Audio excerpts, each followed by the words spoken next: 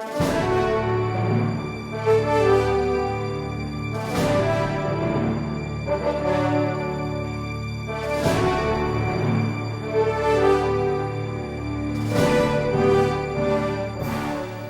and gentlemen, it's a privilege and pleasure to have the opportunity to come out this afternoon and bring you this program. I sincerely hope you will not misunderstand the purpose of it. The program was actually put together not as a shooting program, but as a traffic safety program. We use the gun in an attempt to try our best to convince the motoring public in Oklahoma or any other part of the United States that the automobile we drove here today, the one we use in our everyday life, the automobile in the hands of a citizen violating a traffic law, doing something wrong or something smart behind the wheel, is more deadly, more dangerous than one of these guns in the hands of any expert you want to put it in. We don't care how good you are with a gun or how many guns you have. When we talk about the law enforcement shooting, you know, a police officer may be caught with your hands in your pocket, like some of you now. If so, you still need to get the gun out and get the shot off. You may be with your arms like this, which is a fairly favorite way for a police officer to stand, because if the fireworks starts, you may want to get your arms up here. So you may have to come up from the shoulder length and get it. If you ever did try to unload and reload one of these things on a horse, and the horse running, then you know why the cowboys all had guns that would shoot 114 times. We'll give you an impression about what an automobile looks like when it hits the end of a concrete bridge running at 110 miles per hour. Have you ever seen one? They'll explode. A one-car crash is difficult, or is terrific. A head-on crash is worse.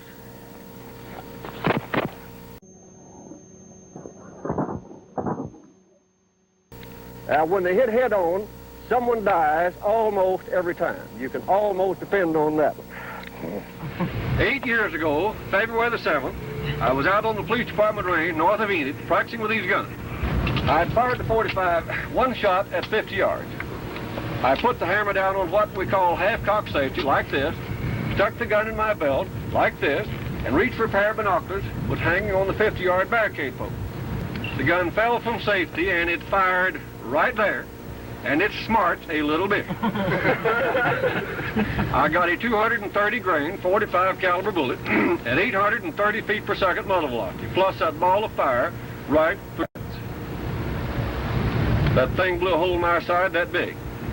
I drove about 3 miles down to Enid to the hospital, locked the patrol car, walked in the hospital, climbed up on the emergency table, pulled my boots off, and told those nurses I was shot. 38 days later, I walked out again alive, and no one on earth knows why. The doctors and all of the nurses thought my good physical condition kept me alive. My wife and 2 daughters thought I was too hard-headed to die. As far as I'm concerned personally, I am still alive only by the grace of God. One mistake almost cost my life.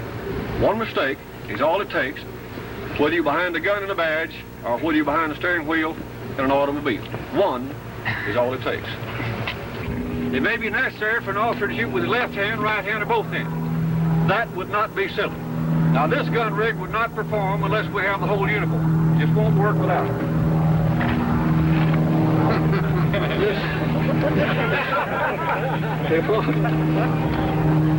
You gotta have that. If you think of any benefit this spinning is for a police officer, can you think of any benefit it is? In other words, sure. Matter of fact, most of the gun, if you train the gun properly, most of the gun will go back by itself.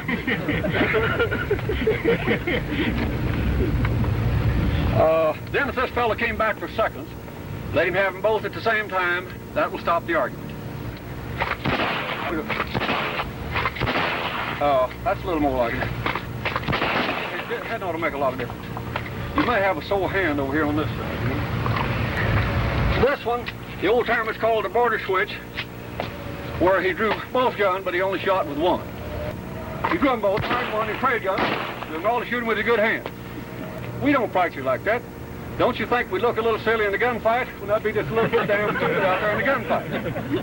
Now this time, Ralph, hold your hands about this wide apart. Let them come out from your body now. Let them. Now when you see me draw the gun, clap your hands just as quick as you can. Don't just bang, quick as you can. Now wait for me to go for it. Now don't jump me. Wait for me to go for it.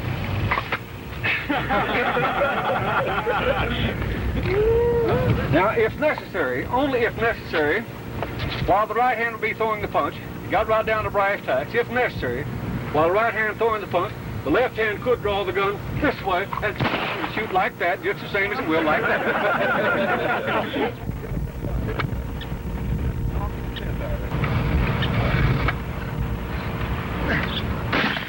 Hey!